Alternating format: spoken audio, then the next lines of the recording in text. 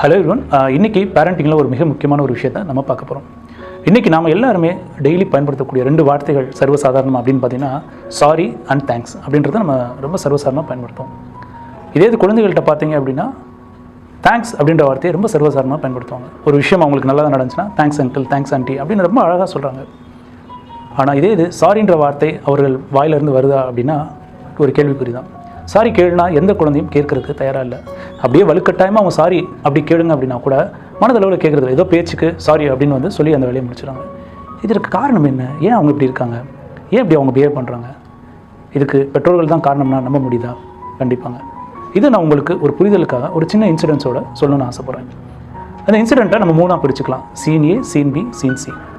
Scene A, ஒரு அம்மாவும் அப்பாவும் வீட்டில் சண்டை போடுறாங்க. காமனாக அந்த சண்டை அப்படின்றது வந்து பார்த்திங்கன்னா வீட்டில் குழந்தைகள் முன்னாடி தான் நடக்கும்.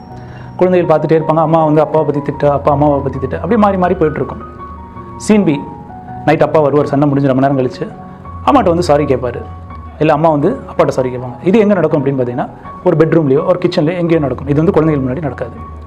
சீன் சி, மறுநாள் காலையில் அம்மா அப்பாவும் சிரிச்சுக்கிட்டே வெளியே வருவாங்க. குழந்தைகள் இதில் பார்க்குறது பார்த்தீங்கன்னா scene A and scene C. இந்த குழந்தைகள் வந்து சண்டை போடுறப்ப பார்த்துருப்பாங்க. அந்த மறுநாள் காலையில் சிரிச்சிட்டு வரும்போது பார்த்துருப்பாங்க. குழந்தைகள் நினைப்பாங்க, என்னடா நைட்டு இவங்க 2 பேரும் டாம் அண்ட் ஜெர்ரி மாதிரி அடிச்சிட்டு இருக்காங்க, இப்போ என்னென்னா சிரிச்சிட்டு வராங்க அப்படின்னு நினைப்பாங்க. பட் மிக முக்கியமாக அவங்க தெரிஞ்சுக்க வேண்டியது அந்த சீன் பி. எதற்காக இந்த அப்பா வந்து அம்மாட்ட மன்னிப்பு கேட்டார், அம்மா எதற்காக அப்பாட்ட மன்னிப்பு கேட்டாங்க, இதுதாங்க ரொம்ப முக்கியம். குழந்தைகளுக்கு இது நிறையா தடவை தெரியாமே போயிடுது.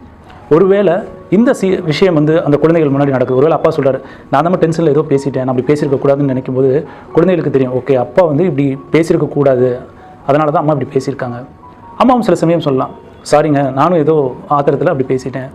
ஸோ அப்போ குழந்தைகளுக்கு தெரியும், ஓகே அம்மாவும் இப்படி பேசியிருக்கக்கூடாது, அதனால தான் அம்மா சாரி கேட்குறாங்க. இதுதான் மிக மிக முக்கியம். பெற்றோர்கள் நீங்கள் பண்ண வேண்டிய ஒரே விஷயம் தான். ஒருவேளை நீங்கள் யார் முன்னாடியோ சண்டை போட்டிங்க, திரும்பி சாரி கேட்குறீங்கன்னா கண்டிப்பாக அது உங்கள் குழந்தைகள் முன்னாடியே தான் இருக்கணும். அப்போ தான் அவங்க வாழ்க்கை அழகாக இருக்கணும்.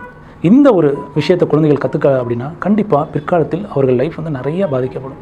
ஸோ பெற்றோர்கள் எதை உங்கள் குழந்தைக்கு சொல்லித்தரணும், எப்படி சொல்லித்தரணுன்றது ரொம்பவே முக்கியங்க. ஸோ அப்படி இருந்தால் தான் அவங்க வாழ்க்கை மிக அழகாக அமையும். ஸோ இந்த வீடியோ பிடிச்சிருந்தா லைக் பண்ணுங்கள், ஷேர் பண்ணுங்கள் அண்ட் சப்ஸ்கிரைப் பண்ணுங்கள்.